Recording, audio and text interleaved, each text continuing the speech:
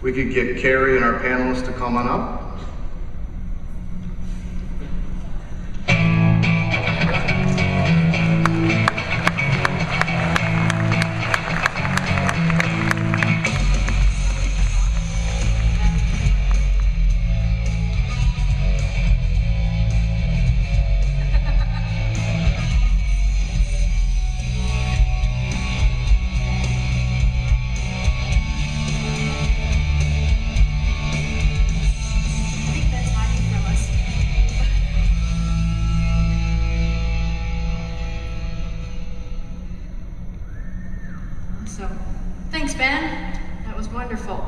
And sorry, I was going to come out, but I really wanted to ride on the rotating stage. I get my chance later. It's kind of fun. All right, so thank you guys for joining us to talk about Google and SEO and getting found and driving more traffic. Kenn Renner from the Lake Travis Market Center here in Austin, Texas. Woo! And Sue Adler from the Summit, New Jersey Market Center. Obviously, Summit, New Jersey. So when we were chatting before the event and talking to you both about your strategy, Sue, let's start here. You have 6 neighborhoods in your area that you dominate, of driving traffic. If anyone is looking for any information on those 6 neighborhoods, who do they find but Sue Adler and her team?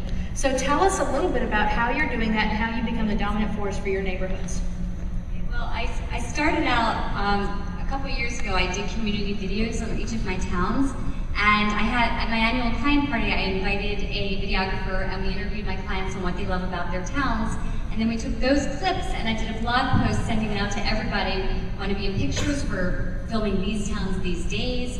And we ended up with about 30 people showing up there. And we did these great town videos, which if you Google now, they show up over YouTube, they show up everywhere. And then I really got a lot of mileage out of those videos. I built a custom website recently, and the whole website was, the target audience in mind was who is going to be coming in on the train line towns. I'm in New Jersey outside of New York, so I handle the best school districts outside of New York in a half hour to 45 minutes of Manhattan. So I knew who my audience was. The first question they have is about the schools and the commute. So I wanted to give them that information and really show them what the communities were all about. So if they're coming in now on one of my listings, what I've done is I've built the entire community around the listing. So if they're looking at that house, they're thinking, this is pretty. Most of the time, a lot of the websites, they have no idea, well, where is this house? Is it in a nice neighborhood? Would I want to live here? So what I've done is I pulled the community video, every blog post I've ever written in on that town is on that page as well, the Yelp reviews on the restaurants and the shopping in that town, and the home sale stats, which we update monthly, so it keeps the content fresh all the time. The school reports, the transportation information, I mean, all of that is right there when they come into one of my listings. So you're creating a community around the listing, basically, and that's really worked well for me. Okay, great, thank you.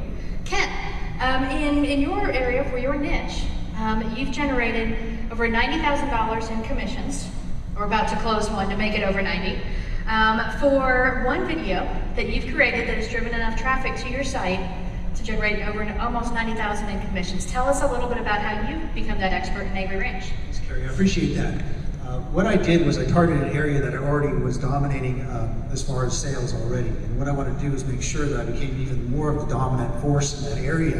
And what I found was that video is such a visual product that, and it also ranks so high on Google, that I wanted to make sure that this particular area, that anybody searching for this area is going to run into me, depending, no matter what they're doing when they're searching, they're going to run into one of my videos, because we found it so much easier to rank video than it is to SEO our sites to the top of the search engines, especially in a high-tech town like Austin. There's so much competition here. So what I did is I targeted Avery Ranch, which is one of the #1 selling subdivisions in Austin, and I just SEO'd the heck out of one of those videos, the branding video with a long shelf life. And now when you Google it, you'll find me on the front page of Avery Ranch, plus my stealth website and a couple other things. And that's what I'm trying to dominate. But also, I found that I wanted to talk about when people move to an area, what are they looking for? Avery Ranch is a golf course community, so I did a golf course video. It's also exemplary school district, so I did a video based on exemplary school districts. It was really easy to do. All I had to do was stand in front of the school, set up a tripod on a nice sunny day, and talk about the school, and then rank it in the SEO by using good SEO language, and then also getting the views. You have an amazing YouTube channel. How many views does your YouTube channel have? My current count is 6,700,000 views. And how much of that did you pay for? I would say that 90% of that was driven by paid SEO. So 90% of only 6 million views was free? Yeah, well, the other 600,000 were. Calculate the ROI. Okay, I think we're good. And the ROI on that one. Yeah, the one video for David Ranch I counted was 86,426 in GCI in the last 18 months. But I have a closing at 4 o'clock today, which would drive that over. But one of the things I like about your business, Sue, is you've always done pretty well in SEO. You haven't been afraid to invest money and spend money on pay-per-click, and you're willing to try video. You've always just kind of been willing to invent and create and do different things. What do you think you're doing right now for your business that's really standing out, or that you want to share with the audience that would help them the most? Well, I mean, the whole thing with the news site is my newest thing, but God, I mean, SueAdler.com is your news site. SueAdler.com. I built a custom site through WordPress, and just constantly keeping it updated with the content. It became top in the search engines for all of my towns. I don't know if it's all my towns. It's definitely the front page of all of my towns. The site's only been up for a few months.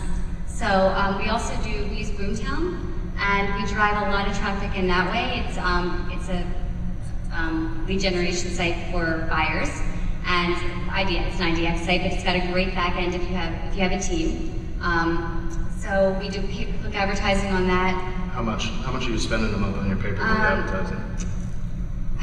Probably between the two sites, probably about $2,000 a month, $2,500 maybe. Yeah, and you're in an area where what's your average commission? Well, my average price is about $800,000, 2.5%. Yeah. $2,000 advertising budget to that. Yeah. So. And what Jim just said, your SEO guy, yeah, who built your new custom website, just sent you some really interesting stats. Okay, so, I mean, I don't know if you guys were Facebook friends or not, but I just posted this thing which kind of got pretty viral about Zillow. Sorry if anybody is working for Zillow in the audience, but pretty much I got an email from Zillow, and they were raising my cost from $424 a month for the paid ads to $1,595 a month, which is insane. So I just posted that photo onto Facebook, and it became very viral. And what I realized with this, I mean, I'm looking at this thinking $19,000 a year. What can I take that money and get the best ROI from that? So everything that you do, you want to analyze. And I realized looking at this, most of those leads, that they base it on impressions, but an impression really means nothing. It's the people that are clicking through. So, and if they're clicking through, are they clicking through on the ads, or are they clicking through from my listings? And what I'm finding is most of it is clicking through my listings, and certainly I have gotten some from the ads, but I have to do that analysis and say, okay, with this $19,000 now, what else could I be doing that could bring me greater ROI? And this is how you guys have to start thinking. And one of the things that my SEO guy, Jim Marks, was great. He said a bad website with poor conversion systems may only convert 1 in 10,000 visitors to a sale. A good website with lead conversion systems in place could convert 1 in 400 to a sale. And if you're paying $2 per click, or if it's $2, whatever the cost of that, it could be SEO that you're paying for, that could be a difference of $20,000 per sale or $800 a sale. So if you're spending all this money on pay-per-click advertising, you better have really good lead conversion systems in place and something that they're just not going to click out of your site. So look at your bounce rates with this too. Well, both of you, in the interviews, both of you mentioned that actually because of your SEO efforts, you've changed your lead capture strategy on your website. Yes. Tell me a little bit about how that's changed. Well, I want them to call me or text me. So every video that I put out there is going to have a call to action. I don't necessarily want to send them to a website. They've got plenty of websites to go to. I want them to pick up the phone and call me.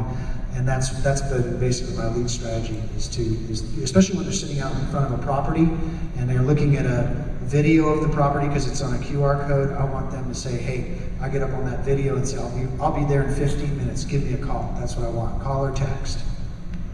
I used to have, you have to register, forced registration, and what I've done now is with my news site, we have a chat feature on the news site, which we turn off if nobody's there. So if you guys end up going onto my site, do me a favor, just fill in your name and that you're a realtor so I don't spend time talking you know, you could just do me a favor because it's really for my clients, but just certainly browse around, it's fine. But what we do is, the other night at 1:20 a.m., I was, you know, half brain dead, but I was working my computer, and somebody got on, and I could see how many times that they've been on my site, but relocation buyer from Seattle, moving here, and she's like, Sue, is that really you? And what we do is we have a little proactive chat thing that comes on and says, hi, it's Sue, I'm here on chat. If you have any questions, I'm here, or something like that, or feel free to just browse around. So it's just like if somebody walks into your store, so you're offering your services if they walk in. If not, they're just browsing around. And what happens is they eventually, if you catch them right after you send out a blast email with your new listings or whatever, and you can see which pages they're looking on, you can ask the right questions and you really start these conversations with people without scaring them away. You want to be careful really not to scare them away with that. But it does work. We convert really well with that. Well, put your mindset in the audience who's just starting, who's really trying to imagine, who wants the 6 million views, who wants to dominate their 6 neighborhoods. How would you start? I would just get started. You know, my son's turning 16. Can you say that again? Just get started, yeah. My son's turning 16, and you know, I've been driving around with him. And you know what, he doesn't drive all that great yet, but you know, I know he will. He's taking training and he's just getting started. So I really encourage you to start with video. There's always some event or something that you can, or like Ben was talking about, some neighborhood deal at church or something you can stand out in front of, because you want to be SEO found for those keyword search phrases, and you can do it easily with video. And also, Google loves video, and Google loves YouTube, and then also they love new content. So you've got to be consistently putting out new content. There's a difference between professional quality and social media quality. I saw Sue's website when she was doing her testimonial videos, which I think is probably the #1 video you should think about, is get to the closing table or to the client appreciation party and videotape your clients, ask them for permission to put it on YouTube, and then use that in your marketing, because it's much better for somebody else to be talking about how great you are rather than you talking about how great you are.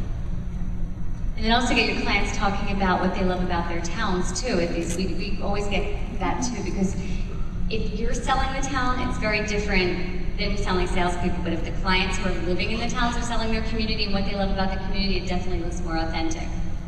So, but I know blogging is another part of it. I mean, we're doing, I did hire somebody to do a lot of my community blogging, and all you have to do is so simple. You just set up Google alerts on your towns and just get that information. You can write about community events. You can write about really anything in towns, any of your neighborhoods, what's going on in your market. This month, the real estate gives you some information you can grab from that and write about that. There's so much information out there to write about. So you said, oh, sorry, go ahead. You can take that, this month in real estate, and sandwich your video in front of it, and it could be done at your desktop. And then put Jay Papasan talking about, you know, this month in real estate, and then end it. And it really takes about 5 minutes to do, and you can send that out. And that's what I'm really encouraging people to do, is that it's so easy now with the flip phones and the iPhones. You can upload video directly through the cloud, and you're already there. You're instantly giving the information that they want to know. One more thing that is tying on to what one of you said earlier. When we're talking about with Keller Williams, it's my listings, my leads. I don't know if you guys have ever Googled your own listing and you saw everybody else come up except for you. Well, one of the things that I started doing was I go into my MLS now and I unclick show address with the IDX. And what I found is now it only comes to me. So just a little tip. So your MLS is no longer broadcasting the address, but yes, you are, because you're the authority. Right, and I found a huge difference in terms of they come to me because no one else has the address in the IDX feeds. Very good tip, very good tip. I like the fact that Sue always explains herself as not that techie. But you've just been able to find people in the industry that do these things for you, so you can spend your time doing what we really get paid for. Right. Yeah, it's about building a team. I have an SEO expert that I have on staff. I also have a full-time video and webmaster that I have on staff because I need to be outside of real estate. So you mentioned that I have a whole web strategy system now that I finally found somebody that I adore, and it took me years and years, but it's just SEO, it's SEO, but it's an entire strategy, and it's fun, it's exciting. Yeah. Any last tips for the group before we wrap up our panel? I think that one of the things about making it easy, the reason why realtors don't do it is because they perceive video is hard to do, it's very easy. Another thing they don't do is they don't see the ROI on it. You do get an ROI on it, and that's what we teach in our classes. And the third is that people are camera shy. Just to get over the camera shy, we're out in the business to get in front of people. You can start with video, email, that's the quickest and easiest way. And you don't want to be boring. So, I mean, if you go to just some of these websites that don't have video, you're not really, your brand is like, boring. But if you have personality and you're out there and you're talking and your clients are talking about you, your whole brand is built from that. That's it. Just represents who you are in the consumer side. You're the expert. People love you. You know your communities. All of that just kind of builds your brand right there for them. Special accolades to Sue, who